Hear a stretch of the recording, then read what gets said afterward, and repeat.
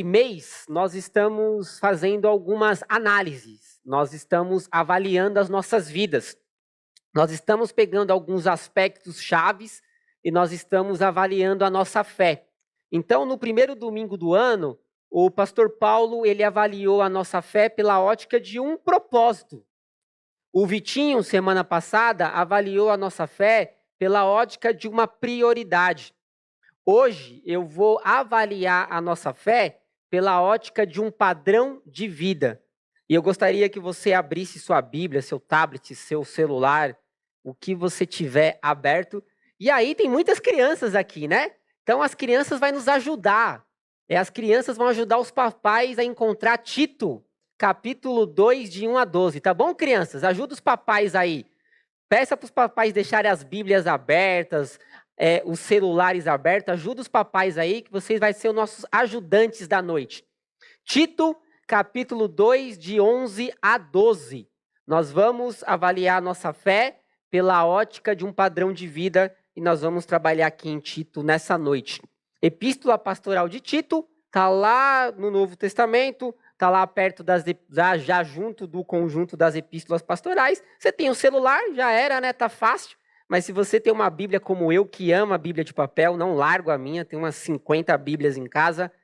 Eu gosto de Bíblia de papel, sentir o cheiro do papel para mim é muito importante. Vamos lá, Tito 2, 11 e 12 diz assim: porque a graça de Deus se manifestou salvadora a todos os homens.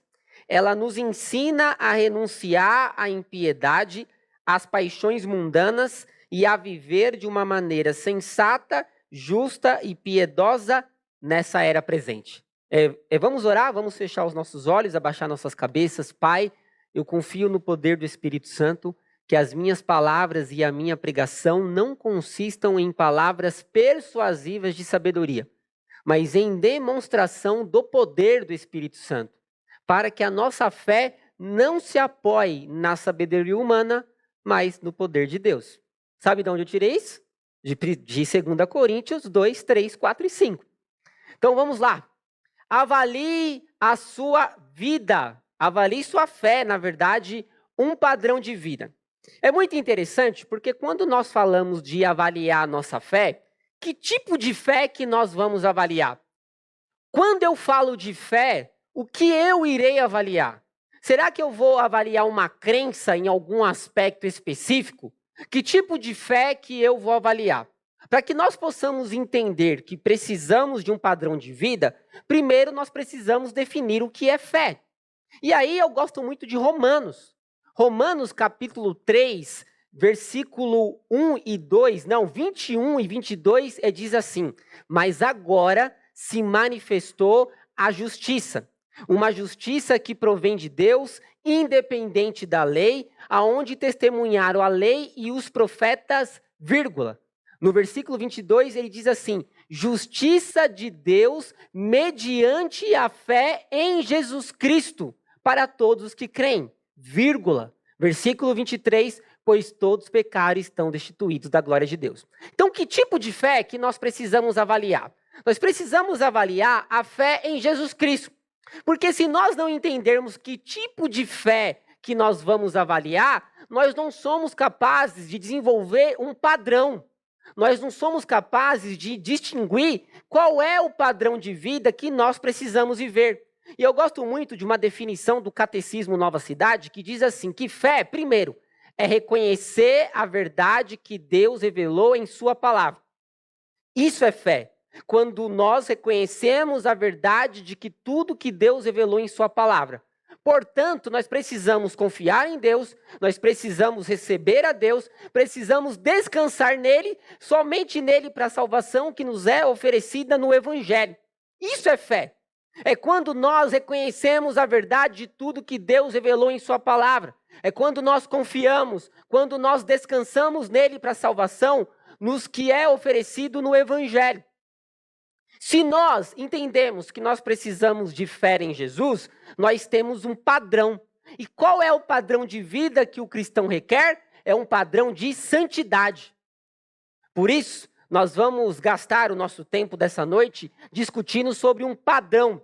E o padrão que nós vamos avaliar através da nossa fé é um padrão de santidade, é um padrão de espiritualidade.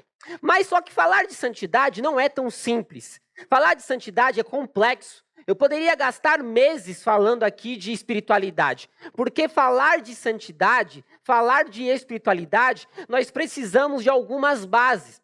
Por isso, para que nós possamos pousar no século XXI para falar de santidade, eu quero primeiro fazer um raio-x sobre como a igreja brasileira, nos últimos 50 anos, entendeu o que significa santidade / espiritualidade. Por isso eu quero fazer um raio-x rápido. Eu quero olhar para a igreja brasileira no século XX e eu quero olhar para a igreja brasileira no século XXI e nós vamos chegar a uma conclusão de que existe um padrão de vida, um padrão de espiritualidade. Se nós observarmos a igreja no século XX, com o seu modelo conservador, influenciado por seus valores tradicionais em diversas esferas da sociedade, ela desenvolveu e ela cresceu, em grande parte, num modelo que eu chamo de santidade legalista. Década de 60, 70, 80, 90, até meados dos anos 2000, eu não estou aqui falando que todas as igrejas, eu até falei de manhã que eu estou aqui nesse momento fazendo uma análise sem juízo de valor ainda, porque lá na frente eu vou fazer juízo de valor. Mas nesse momento nós precisamos entender que a igreja brasileira nos anos 60, 70, 80, 90, até meados dos anos 2000, desenvolveu uma santidade legalista. Qual é o lema da santidade legalista? O lema é: eu preciso obedecer para eu ser aceito. O que é isso? O meu desempenho moral define a forma da minha espiritualidade. Eu sou alguém espiritual quando as minhas decisões, quando as minhas ações demonstram que eu sou alguém melhor. O meu desempenho define o meu nível de espiritualidade. Muitas denominações históricas cresceram desenvolvendo esse aspecto, aonde a santidade é definido pelo seu desempenho. O seu nível de espiritualidade é definido por aquilo que você faz. O pecado, dentro da santidade legalista, é colocado em subcategorias. O pecado, ele é quantitativo. O pecado, ele é qualitativo. No modelo de santidade legalista, o adultério, por exemplo, é o pecado mais grave que existe dentro da igreja. Mas se tem uma irmã fofoqueira mentindo sobre todo mundo, está tudo certo. O pecado é colocado em gavetas. E a comunidade, por exemplo, a igreja, tinha um papel preponderante nas minhas ações e nas minhas decisões. Ao ponto que, dependendo do seu pecado, você poderia ser disciplinado, punido, excluído da igreja para você se tornar exemplo para os seus irmãos. Chega o século XXI, a igreja rompe com esse modelo, mas a igreja brasileira cresceu. A igreja ela rompe com o modelo conservador, mas há um estrago emocional e espiritual na vida de muitas pessoas. E aí é muito interessante, eu até falei de manhã, que eu, nos meados dos anos 2000, eu era um jovem seminarista. Estava estudando para o Santo Ministério. E eu sempre gostei desses aspectos que tem a relação da sociedade com a igreja. Tanto que depois eu fui fazer sociologia, eu sou sociólogo também, que eu sempre entendia que o modelo conservador um dia ia se findar. E que nós precisaríamos de um outro modelo, de uma perspectiva de diálogo com a sociedade, para que o evangelho pudesse ser pregado de uma forma onde a sociedade pudesse entender. E aí é muito interessante, lá nos meados de 2010, o censo do IBGE apresentou dados sobre a espiritualidade do brasileiro. E lá atrás, nós não tínhamos um volume de informação tão grande assim na internet, nós não tínhamos tantas bases de conhecimento e de informação como nós temos hoje. O IBGE nos apresentou um dado alarmante de 2010, que a igreja brasileira tinha de 10 milhões de desigrejados no país. A igreja que cresceu nos anos 70, 80, 90, essa igreja com as suas igrejas históricas, com as suas igrejas pentecostais, neopentecostais, batistas, presbiterianas, metodistas, elas cresceram muito. Chega no ano de 2010, o IBGE nos apresenta esse dado. E eu era um jovem seminarista e eu fiquei intrigado. Como assim? A maior igreja brasileira do começo do século XXI era a igreja dos desigrejados. Como que a maior igreja do Brasil era a igreja dos sem igreja? E aí eu lembro, até falei de manhã, que eu comprei um livro de uma jornalista cristã chamada Marília Camargo César. Ela escreveu um livro chamado Feridos em Nome de Deus. Ela é jornalista cristã e ela fez uma pesquisa de campo, onde ela começou a entrevistar diversas pessoas que estavam nesse nível.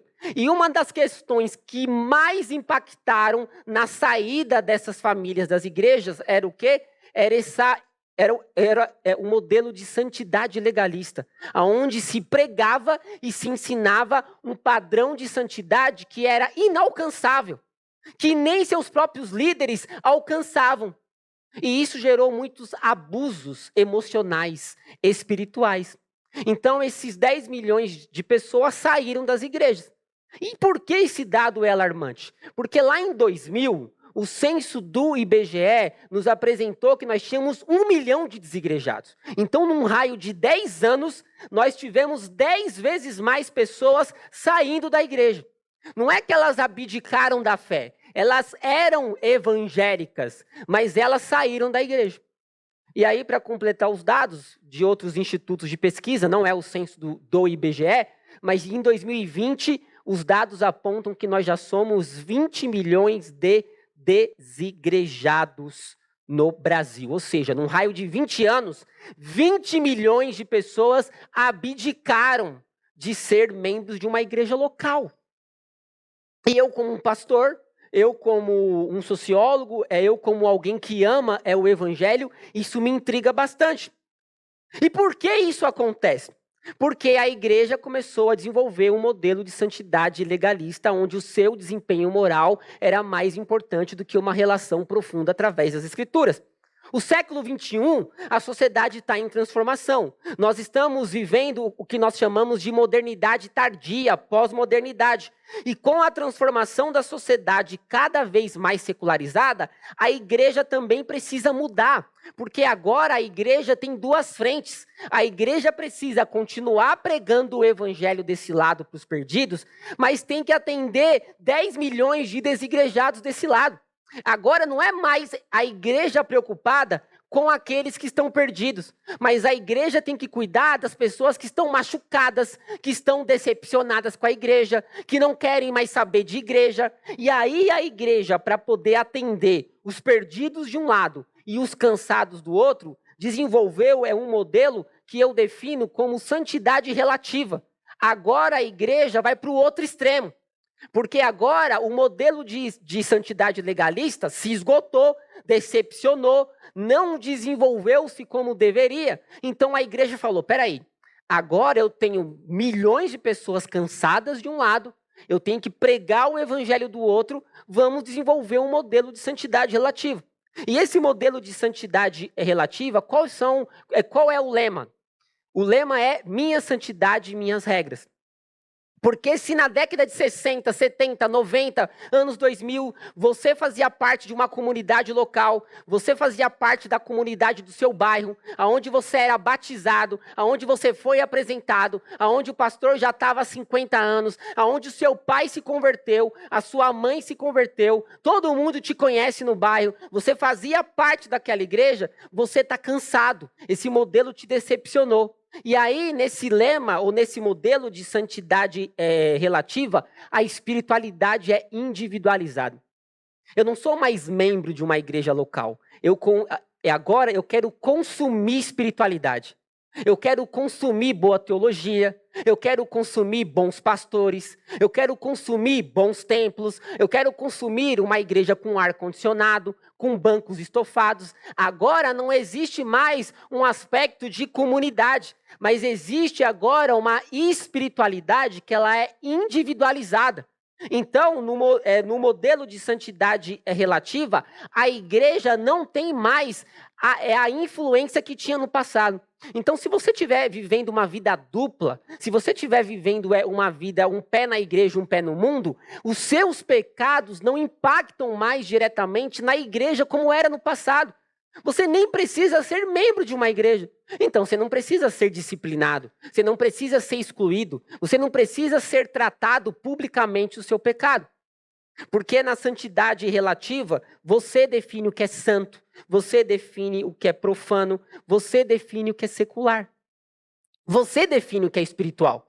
Pode ser que a sua visão de espiritualidade, ela é diferente da espiritualidade do seu irmão. Porque quando a gente fala de uma sociedade secular, eu gosto muito dessa definição de um autor chamado Charles Taylor, que ele fala assim, que a sociedade secular é a possibilidade que os indivíduos têm de transitar nas diversas esferas da sociedade ou da própria cultura, sem jamais se precisar encontrar com Deus. Então você vai para a academia, você vai para o shopping, você vai para o Outback, você vai para a praia, você vai para o trabalho, você vai para a universidade, você vai jogar boliche, você vai para o estádio de futebol, e você não transita mais, você não se encontra mais com Deus nessas esferas, porque todas essas esferas, elas são hoje secularizadas, porque a religião tem uma pequena importância para a vida privada dos indivíduos. Então, não é possível mais você estar num ambiente com uma cruz, porque o Estado é laico. Cada um tem a sua religião. O Estado agora é um Estado laico. Você é individual na sua forma de orar, de falar com Deus.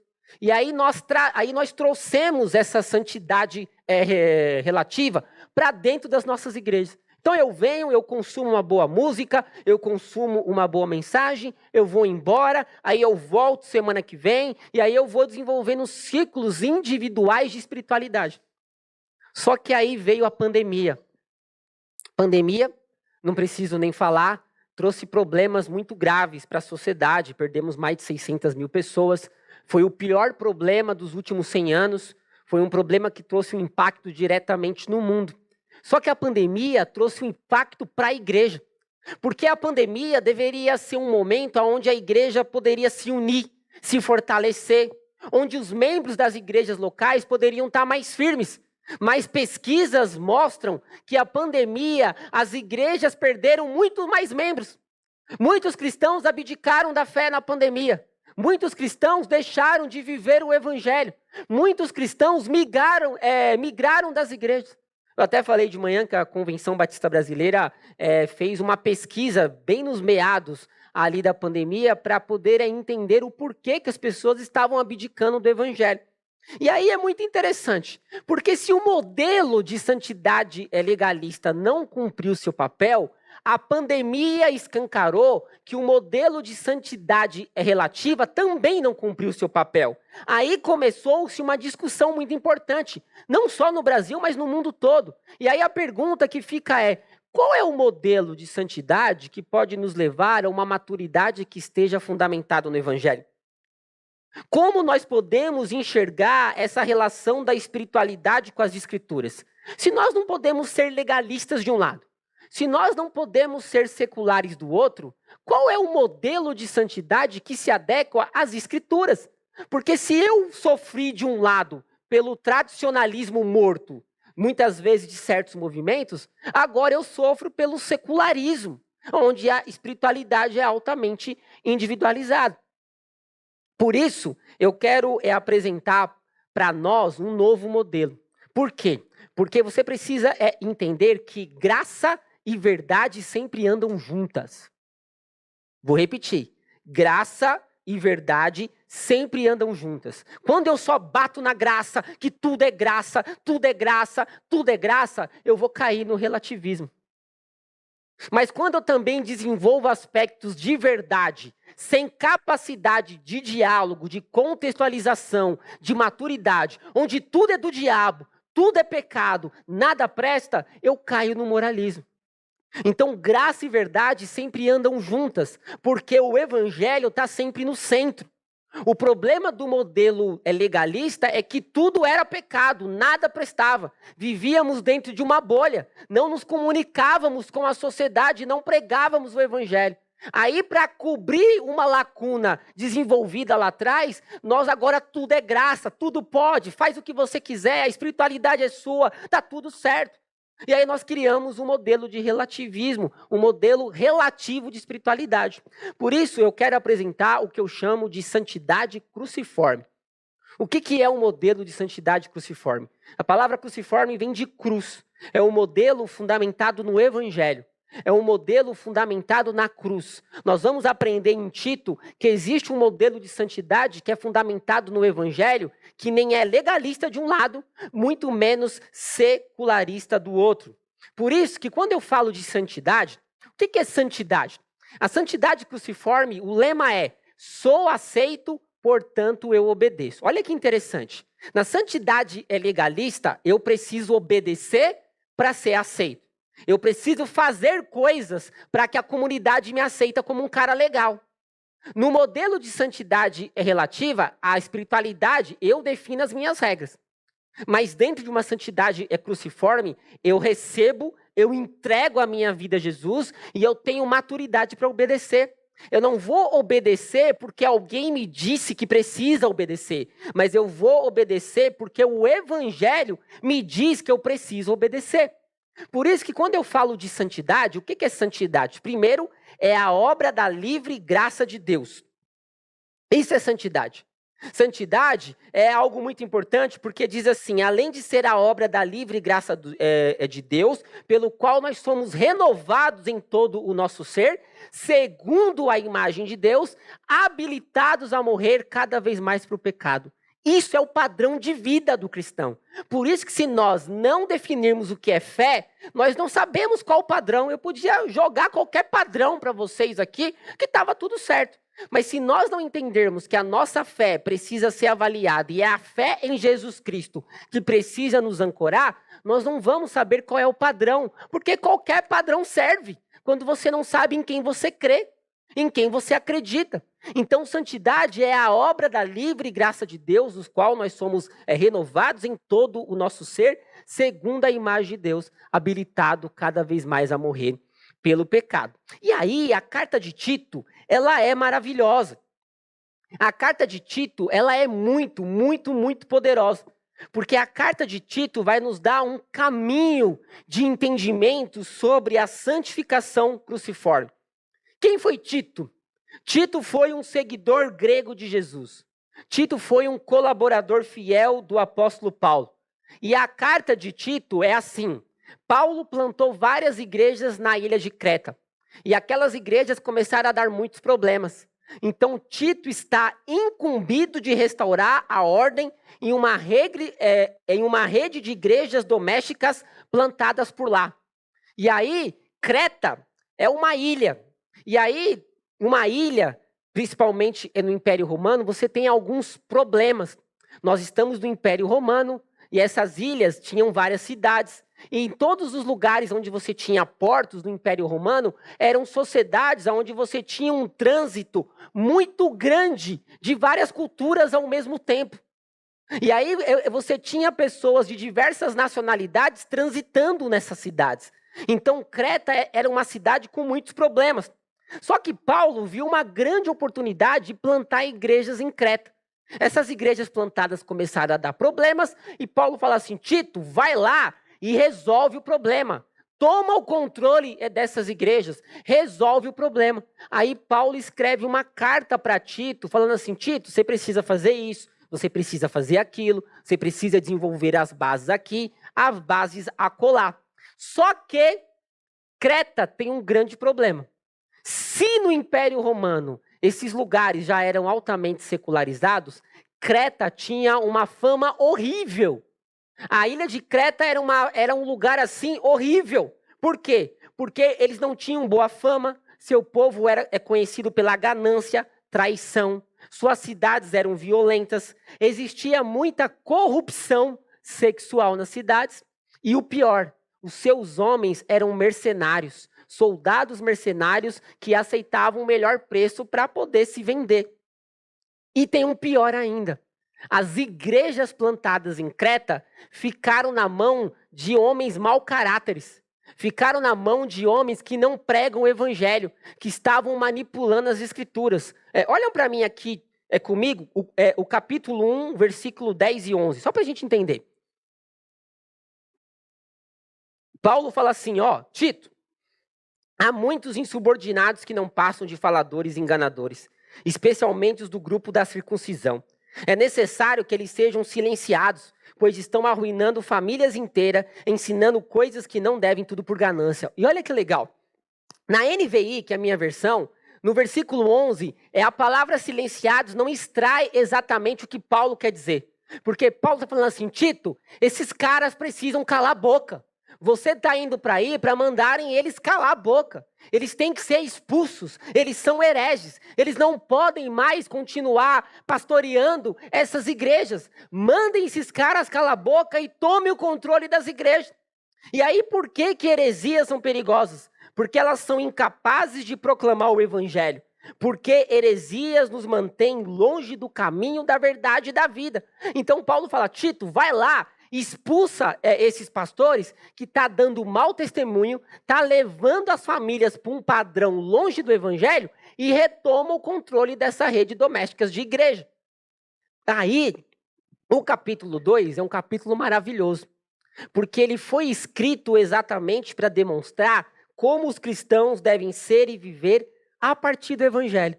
Se no capítulo 1 Paulo diz, Tito, vai lá, expulsa esses caras, retoma o controle, porque eles são insubordinados, eles são irreverentes, eles são irrepreensíveis. No capítulo 2, o apóstolo Paulo vai mostrar como os cristãos precisam viver.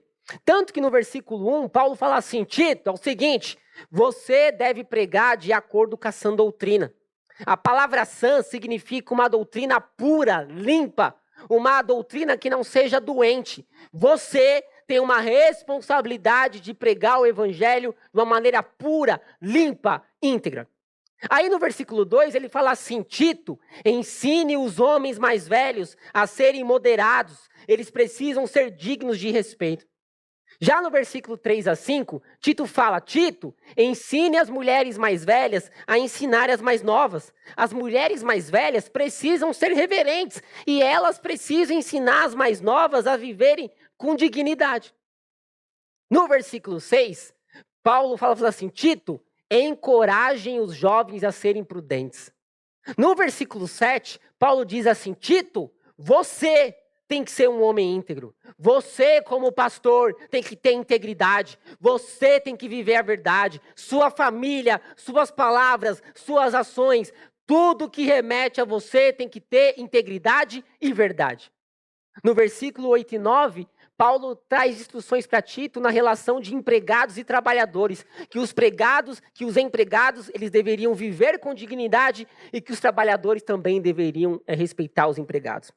Sabe por que Paulo faz isso? E eu amo esse versículo, porque nós aprendemos que igreja não é só para um segmento, não é só para jovens, não é só para mais velhos. A igreja é para todas as faixas etárias, para as crianças aos mais experientes. Paulo está trazendo aqui a maturidade necessária para Tito retomar o controle da igreja e dizer assim, cuide de todas as faixas etárias da igreja, porque elas precisam de maturidade. Por que tudo isso? Por que Tito precisa ensinar de acordo com a sã doutrina? Por que ele tem que ensinar os homens mais velhos, as mulheres mais velhas, os jovens e os empregados? No versículo 11 ele diz assim, sabe por quê, Tito? Sabe por que você deve fazer tudo isso? Porque a graça de Deus se manifestou salvadora a todos os homens. E a primeira lição que nós aprendemos nessa noite é que não existe santidade cruciforme sem a graça salvadora, o evangelho. Olha que interessante aqui. Paulo diz assim, Tito, todos esses grupos precisam ser pastoreados por você, porque a graça de Deus, o evangelho se manifestou a todos os homens. Porque quando nós falamos de santificação, a santificação liberta o homem do pecado, a santificação transforma o ser, a santificação é uma obra de Deus. Não existe santificação sem a obra regeneradora do evangelho. Eu gosto muito de Ezequiel 36, onde ele diz assim, dar-vos-ei um coração novo e porei dentro de vós um espírito novo. A regeneração é a base de toda mudança no coração e na vida. Não existe santidade sem regeneração. O Espírito Santo tem que regenerar as nossas vidas. Nós precisamos ser transformados pelo poder do Evangelho. Nós precisamos ser transformados porque não existe uma santificação real. Porque senão vai ser uma santificação legalista de um lado ou relativista do outro. E eu respirei. Sem regeneração, é impossível nós termos a base de toda mudança de coração e de vida. Por isso que a santidade legalista não se sustentou. Por isso que 10 milhões de cristãos abdicaram do evangelho. Porque muitas vezes o modelo apresentado fez com que eles estivessem numa base superficial de santidade, sem o entendimento que o evangelho é transformador. Porque o evangelho deve se infiltrar cada vez mais fundo no coração, até que mude as nossas motivações, as nossas visões, as nossas atitudes. Só o evangelho reestrutura as nossas motivações, a nossa autocompreensão, a nossa identidade, a nossa visão de mundo. Visão de mundo é o que? É o nosso compromisso, é a orientação fundamental do nosso coração. Não existe santidade sem o poder do evangelho. Por isso que a igreja cresceu e por isso que a igreja brasileira não influencia a sociedade. Por isso que a igreja brasileira, enquanto não entender que precisa do evangelho como base de regeneração na vida dos seus membros, nós não vamos influenciar nada e ninguém. Nós vamos apenas inchar. Porque em 2030 as pesquisas já dizem que nós vamos ser maioria no Brasil. E daí? Não adianta nada ser maioria. Eu preferia não ser maioria, porque se é para ser maioria sem transformação, o que me importa? Falar, nós somos agora a maior religião do Brasil. Que legal. Mas o Brasil continua um país altamente desigual, com muitos problemas em todas as esferas da sociedade. Se o evangelho não é capaz de mudar a sociedade através das nossas vidas, nós não entendemos o que significa uma santificação cruciforme. Porque qualquer submissão comportamental à regra sem mudança de coração sempre será superficial e passageiro. Por isso que a sua vida é uma montanha-russa de emoções. Você começa o ano super crente e termina o ano lá fora da igreja. Você começa super crente, lendo a Bíblia, e você ouve mensagens, e você lê Gênesis, mas a sua espiritualidade para em Gênesis. Mas a Bíblia vai até Apocalipse. Por quê? Porque a sua vida é uma montanha-russa de emoções. Você não entendeu que nós precisamos ser transformados pelo poder do evangelho, que só o evangelho é capaz de nos levar a um tipo de santificação cruciforme. Para terminar minha mensagem, a segunda lição, nós aprendemos no versículo 12. Porque se a graça de Deus se manifestou a todos os homens, agora Paulo traz a base e presta atenção. Porque se você não entendeu esse ponto, você não entendeu a mensagem. Então acorda aí, fica ligado, porque se você não entender esse ponto, você não vai entender aonde eu quero chegar. Porque Paulo fala assim, o evangelho, a graça salvadora, nos ensina a renunciar à impiedade, às paixões mundanas, a viver de uma maneira sensata, justa e piedosa nessa era presente. Olha que interessante, a segunda lição que nós aprendemos é que não existe santidade cruciforme sem a desconstrução do velho eu. Como assim? Nós precisamos entender que o pecado nos coloca numa condição. O pecado nos coloca numa condição de contradição entre Deus e o verdadeiro eu. É assim que o pecado trabalha. Nós estamos em contradição. A nossa condição é em contradição. Nós somos inimigos de Deus. Nós não somos amigos de Deus até nós recebermos Jesus como nosso Salvador. Nós somos inimigos. Nós estamos em contradição. Portanto, nós estamos fora de um alinhamento com a ordem da criação em todas as dimensões. Aí, nós precisamos do evangelho. Porque Paulo diz assim, o evangelho, Tito, vai nos ensinar a renunciar. Ou, portanto, nós precisamos entender que precisamos mortificar o pecado, que é um processo gradual de descobrir as formas específicas de como o pecado se expressa em nossas vidas. Porque nós estamos em contradição, nós estamos fora do alinhamento. Aí Paulo diz assim, o evangelho nos ensina E a palavra aqui, ensinar, no original, significa treinamento, disciplina e educação. Mas a palavra ensinar tem um sentido de instrução. E quando Paulo usa essa palavra aqui em Tito, ele está nos ensinando algo muito poderoso, que é uma instrução que nos leva para uma maturidade para nós realizarmos todo o nosso potencial. Ou seja, o Evangelho nos instrui para que nós possamos amadurecer para nós realizarmos o nosso potencial. Não existe um cristão que nasça hoje e que amanhã é perfeito. Não existe um cristão com problemas de vícios e que amanhã ele é um cristão agora limpo de vícios. O Evangelho nos ensina, o Evangelho nos educa, nos disciplina em um longo período de tempo. Porque Paulo diz, Tito, o Evangelho nos instrui para nós realizarmos todo o nosso potencial. Mas não é um potencial pelos seus méritos próprios. A palavra nos ensina que nós vamos amadurecer para realizar o nosso potencial no Evangelho. É o Evangelho que é a base de maturidade para nós realizarmos todo o nosso potencial. Mas agora vem a grande sacada do apóstolo Paulo, e por isso que esse texto é poderoso demais. Porque ele fala assim, Tito, você precisa renunciar. Olha que interessante.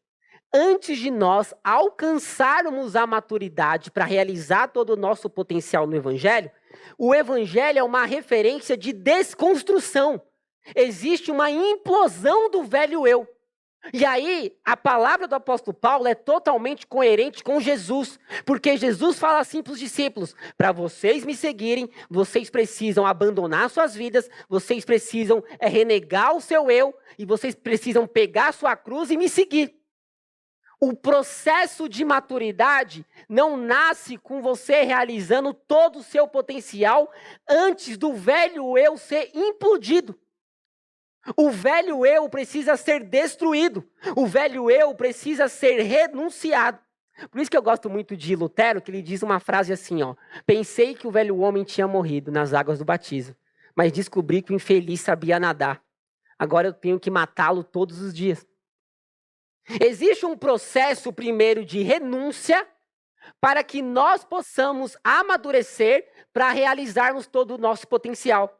Porque a palavra aqui na NVI, renúncia, significa repúdio, renegar. E aí Paulo fala algo muito importante, que nós precisamos renegar a impiedade e os desejos mundanos, as paixões mundanas. E quando Paulo usa essa palavra impiedade no original, é quando eu recuso dar honra onde a honra é devida. Portanto, pensa em Tito e o apóstolo Paulo escrevendo. Aquelas igrejas estavam nas mãos de pastores que não pregavam o evangelho. Automaticamente o padrão de vida daquelas famílias era um padrão baixo, era um padrão longe do evangelho. Aí Paulo está olhando para todos os grupos da igreja e está dizendo, o evangelho, primeiro, vai fazer a gente renunciar à impiedade, que é recusar dar honra onde a honra é devida. E quando eu recuso dar honra onde a honra é devida, nós chamamos de idolatria. Então, quando nós idolatramos algo, nós estamos recusando dar honra onde a honra é devida. E eu falei de manhã que eu gosto muito de um conceito de idolatria, de um autor chamado Kevin Van Hoosen, e ele diz algo importante, que idolatria é entender errado a referência. Então, quando eu entendo errado a referência, isso é idolatria. Quando eu tomo por Deus aquilo que não é Deus. Qualquer coisa que domine mais o meu coração do que a Deus é idolatria. Qualquer coisa que domine mais a minha imaginação é idolatria. E aí Paulo está dizendo, se nós queremos amadurecer pelo Evangelho, se nós queremos realizar todo o nosso potencial, se nós queremos viver um padrão de vida bíblico de santidade cruciforme, sem a desconstrução do velho eu, é impossível. Não dá para o velho eu e para o novo homem caminharem juntos. Um precisa ser eliminado. Se o velho eu não é eliminado, é impossível. Por isso que ele fala também de paixões mundanas. Paixões mundanas são desejos mundanos. Eu até falei de manhã que as escrituras enxergam a idolatria de modos diferentes. No Primeiro Testamento, as escrituras enxergam a idolatria mais ou menos assim. Baal é um deus. Quando eu adoro alguma coisa, isso é idolatria no Velho Testamento. Quando eu adoro um deus egípcio, isso é idolatria. No Novo Testamento, idolatrias são desejos desordenados. Quando Paulo fala que nós temos que renunciar a paixões mundanas, são desejos idólatras que dominam o meu coração. E quando nós falamos de desejos mundanos, são desejos que pertencem ao mundo terreno em oposição ao celestial e ao futuro. Porque nós precisamos reconhecer que a nossa capacidade de desejar foi distorcida pela queda. Quantos de nós, em um momento de aflição, nós vamos para o chocolate, para o videogame, ou para alguma substância química, ou para o álcool, ou para alguma coisa para compensar uma frustração que nós temos? Portanto, nós estamos com um vazio espiritual do tamanho de Deus, nós precisamos nos voltar ao Evangelho, mas nós entendemos errado a referência, então nós vamos para algum aspecto criado para satisfazer aquela dependência.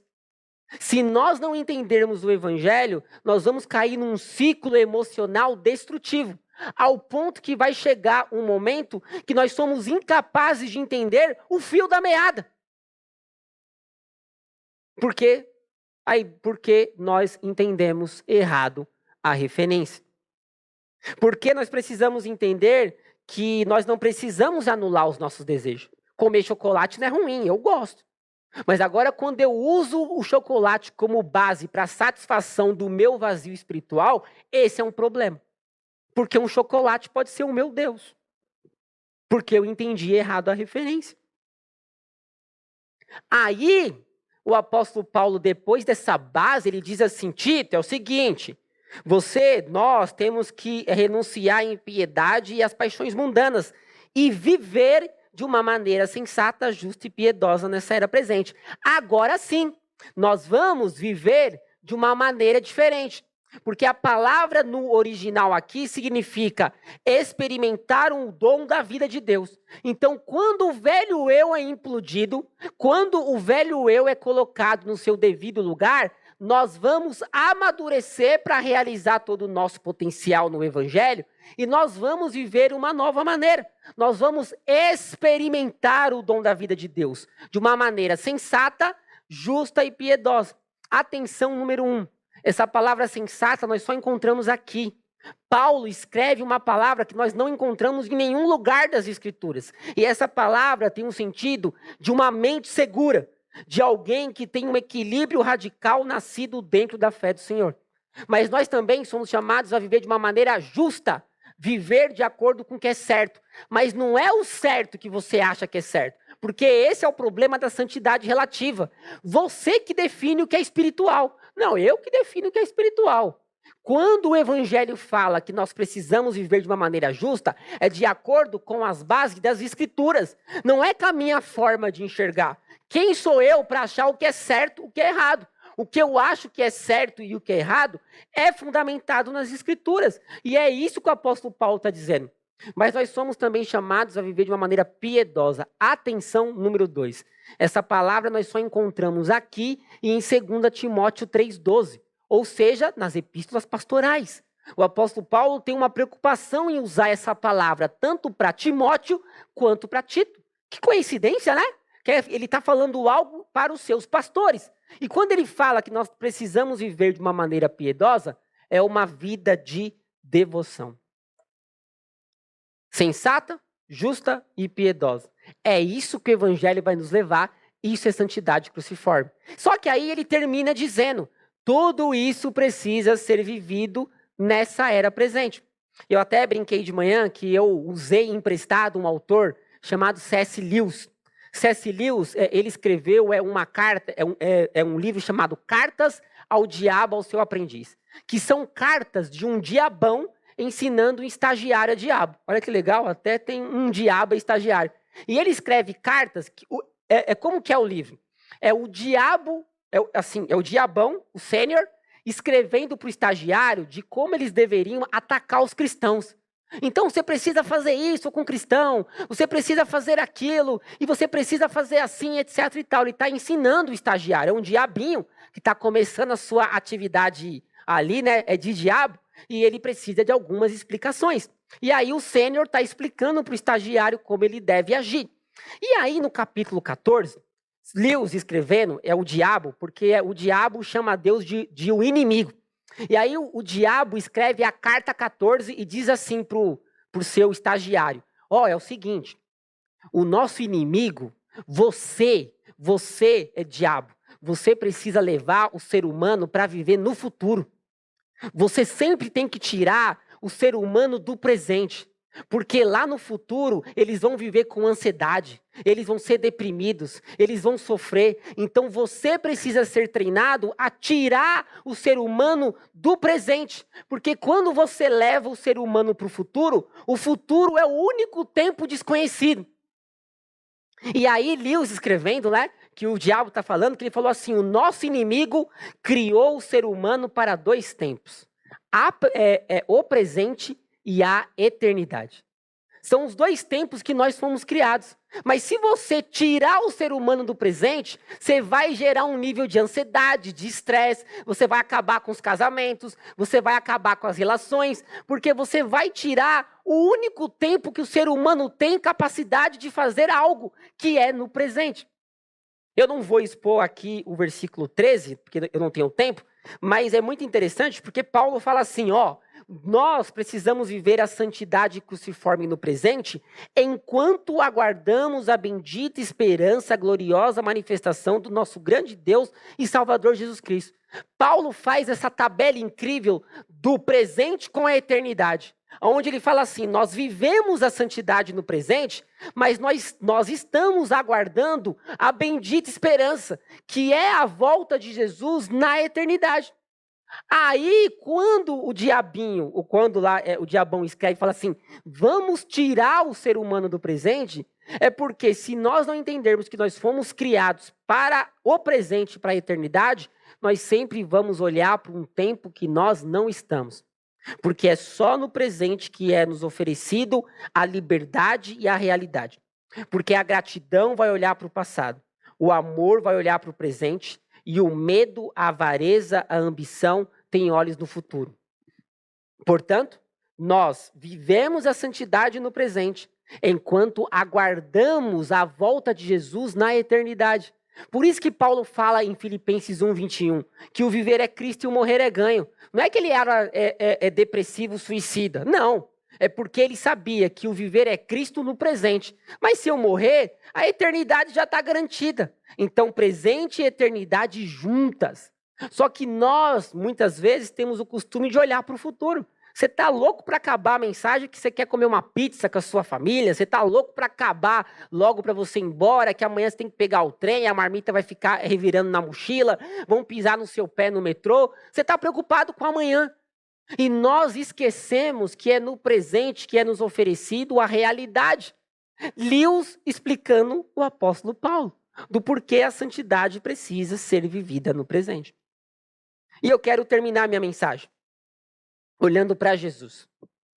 Porque Jesus foi o homem mais santo que a humanidade já viu. A sua santidade foi conquistada pela obediência ao chamado do Pai. Se nós podemos viver uma santidade cruciforme no presente, foi porque Jesus foi o homem mais santo que o mundo já teve.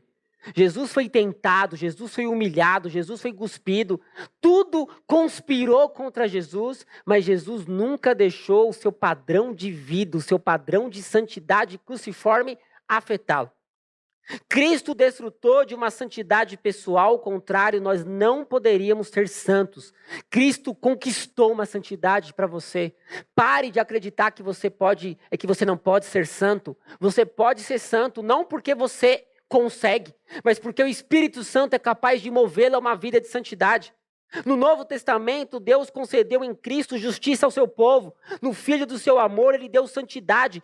Cristo é a nossa santidade, a nossa santificação. A cruz foi o melhor caminho, ou o caminho escolhido pelo Pai e pelo Filho para uma vida de santificação. Se nós estamos aqui, se nós podemos pregar sobre uma santidade cruciforme, é porque a cruz foi o caminho escolhido. O sofrimento, a dor, a tristeza, o abandono, o desamparo, foi a cruz que nos deu a possibilidade de nós sermos santos. A santificação a ser desfrutada por nós foi perfeitamente alcançada em Cristo. E para você? O que resta para você? O que você vai agora fazer daqui para fora? Porque tudo que nós aprendemos, nós precisamos aplicar. Nós precisamos aprender, aplicar, desenvolver para que nós possamos ser santos. Primeira lição: a santificação é uma obra de Deus, mas ela é planejada para ser uma obra na qual os próprios cristãos também são ativos. Não fique de braços cruzados, achando que o Espírito Santo vai te dar tudo para você ser santo amanhã. Você precisa trabalhar também. Você precisa desenvolver disciplinas espirituais. Você precisa ter uma vida sadia nas Escrituras, uma vida de oração. A igreja tem um papel importante na sua vida. Você também é ativo. A santificação não é passiva. A santificação, ela é ativa. Os crentes podem se tornar santos e se tornarão santos porque em Cristo somos santos. É só por causa de Jesus. Não é por você, é por Jesus. Jesus comprou a nossa liberdade, comprou a nossa santidade na cruz. Terceiro, todas as áreas de nossas vidas precisam ser santas de acordo com o Evangelho. Não existe áreas mais santas ou menos santas. O problema dos cristãos é que eles escolhem o que tem que ser santo. O problema é que nós achamos que algumas áreas são santas. Todas as áreas são santas em nossas vidas. Não existe uma área mais importante do que outra. O nosso casamento, os nossos filhos, a nossa família, o nosso trabalho, a nossa casa, o nosso carro, na academia, no estádio, no mercado. Todos os lugares devem ser santos porque nós somos santos. Não existe uma vida de santidade dicotômica. Não existe dualidade. Não existe uma santidade dupla. Ou nós somos santos ou não somos santos. Ou nós vivemos para a glória de Deus ou não vivemos para a glória de Deus. Parem de dualizar a santidade. De escolher o que você vai falar. Isso aqui é santo, né? Isso aqui me beneficia. Isso aqui é mais contemporâneo, né? Então eu posso ser mais contemporâneo. Isso não existe. Na santidade cruciforme, tudo é santo. Sabe por quê? Porque Jesus nos comprou. Não é nosso corpo, nossas regras. Não somos nós que definimos. Porque Jesus comprou o nosso corpo. Jesus comprou as nossas vidas. Nós não somos mais escravos do mundo. Nós somos escravos de Cristo. Ele tem poder sobre as nossas vidas. Isso é santidade cruciforme. Quarto, o padrão de santidade cruciforme é um padrão alto de excelência. Precisamos entender que o padrão é alto. O padrão é altíssimo, irmãos, porque foi derramado sangue. Não foi um padrão conquistado no ok, no joinha. Alguém precisou morrer para que nós pudéssemos estar aqui. O padrão é alto. O padrão é altíssimo de santidade. O padrão é lá em cima. E nós precisamos olhar para esse padrão. Não dá para nós vivermos mais aqui no raso. O padrão é lá em cima de santidade. É isso que a igreja brasileira precisa. Entender que o padrão é lá em cima. E último, santificação é uma atividade e um exercício contínuo de fé. E para terminar, há uma história maior sendo contada através da vida de cada um de nós. E é preciso coragem para enxergar além dos desejos individuais de satisfação e perceber que o objetivo está na transformação real de cada um de nós. Isso é a santificação cruciforme. É isso que o apóstolo Paulo está trazendo para Tito. É isso que nós precisamos. É assim que nós desenvolvemos um padrão maduro de santidade em nossas vidas. Vou fazer um merchan aqui, né? Não posso deixar, né? Me segue lá no Instagram. Mas eu quero orar pela sua vida. Eu quero orar por você. Vamos fechar os nossos olhos, abaixar nossas cabeças. Que eu quero orar por você que diz assim: pastor, ore por mim. Eu quero viver uma vida de santidade. Eu nasci num berço legalista. Eu nasci num berço relativista. Eu nasci num berço onde eu não vivia ou não entendia o que é viver uma vida de santidade cruciforme. Mas hoje eu saio daqui desafiado. Mas eu preciso que o Espírito Santo me dê força. O senhor pode orar por mim? Há alguém assim? Levanta sua mão, quero orar por você, que diz: eu quero viver uma vida de santidade cruciforme. Fique tranquilo que eu não vou aqui brigar com ninguém, não vou questionar ninguém, eu só quero orar por você. Amém aqui no meio. Amém lá atrás, amém aqui na frente, amém aqui no meio, amém aqui no canto. Há mais alguém que diz, eu quero viver uma vida amém aqui na frente. Porque esse desafio não é para mim. Eu não vou questioná-lo daqui um mês ou hoje, não. Amém aqui no canto. Eu quero orar por você.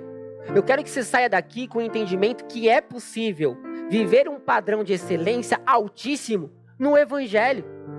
E que você vai perceber que tudo que você faz, que ir para a praia, seu time de futebol, seu carro, sua casa, tudo que você ama e que se tornou um ídolo, no Evangelho se torna algo maravilhoso. Tudo que você faz no Evangelho se torna maduro, porque você entendeu que é uma vida de santidade cruciforme. Há mais alguém que diz, eu quero viver uma vida de santidade cruciforme, eu quero orar por você, eu quero orar pela sua vida, eu quero orar para que você saia daqui entendendo o que você precisa ser em Jesus. Você vai perceber como a sua vida vai mudar, porque você vai entender o Evangelho. Sem o Evangelho não há regeneração. Sem santidade, a santidade é um processo da salvação que só pode ocorrer com corações transformados pelo poder do Evangelho. Aí tudo se torna novo. Seu casamento, seu trabalho, a relação com seus filhos, a educação dos seus filhos, a sua relação com a igreja. O Evangelho muda as nossas vidas. Alguém, eu quero orar por você. É amém lá atrás, louvado seja Deus. Eu quero orar por você que diz assim, eu não conheço Jesus. Esse Jesus que você pregou, eu não tenho ideia, eu não conheço, eu não tenho noção, mas hoje eu quero entregar minha vida a Jesus.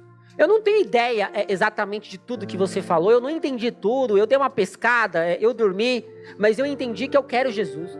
Eu quero entregar minha vida a Jesus, eu quero receber Jesus como meu suficiente Salvador. Alguém aqui nessa noite, levante sua mão, quero orar por você, que quer entregar a sua vida a Jesus, que quer sair daqui hoje, amém, lá atrás, louvado seja Deus, que quer tomar uma decisão, que quer entregar a sua vida a Jesus, louvado seja Deus pela vida dessa jovem que quer tomar uma decisão por Jesus. Há mais alguém que diz, eu quero entregar minha vida a Jesus, eu quero entregar minha vida a Cristo, eu quero viver essa vida que eu nunca vivi. Chega de mentiras, chega de viver uma vida de hipocrisia, chega de viver uma irrealidade. Eu quero Jesus, chega, eu vou tomar um passo hoje e a minha vida vai mudar, porque Jesus vai mudar a minha vida. Alguém assim, eu quero orar por você. Não é que agora, se você tem algum vício, agora você vai ser o super crente, amanhã tudo mudou, amanhã tudo vai mudar. Não, lembra que eu falei? É um processo gradativo, o Evangelho vai te moldar, vai te levar para uma maturidade, você vai ser esse cristão que você deseja através de Jesus. Mas entregue sua vida a Ele, entenda que Ele é o seu Salvador, que Ele morreu por ti porque Ele te ama, porque Ele entende que você precisa dEle, porque você se tornou um inimigo de Deus a partir do momento que Adão e Eva pecaram lá no Éden e que você precisa de um Redentor e o Redentor é Jesus. Alguém assim, levante sua mão, eu vou orar por você, eu vou orar pela sua vida, eu vou orar por você. Vamos orar? Pai, obrigado. Obrigado porque o Evangelho pôde mudar as nossas vidas e as nossas histórias. Ah, Pai, como é bom ser cristão. Como é bom poder ir a um estádio de futebol e poder viver para a glória de Deus. Como é bom pegar um trem e viver para a glória de Deus. Como é bom, Pai, desfrutar da praia, do campo. Como é bom ter amigos, como é bom comer pizza. Como é bom viver a vida através do Evangelho, porque o Evangelho nos traz maturidade. Eu oro por essas mãos levantadas que sairão daqui decididos. Quero viver uma vida de santidade cruciforme. E eu quero orar por essa mão levantada que diz, eu quero entregar a vida a Jesus. Que essa nova jornada, que é um mundo sem volta, possa ser a melhor jornada da vida.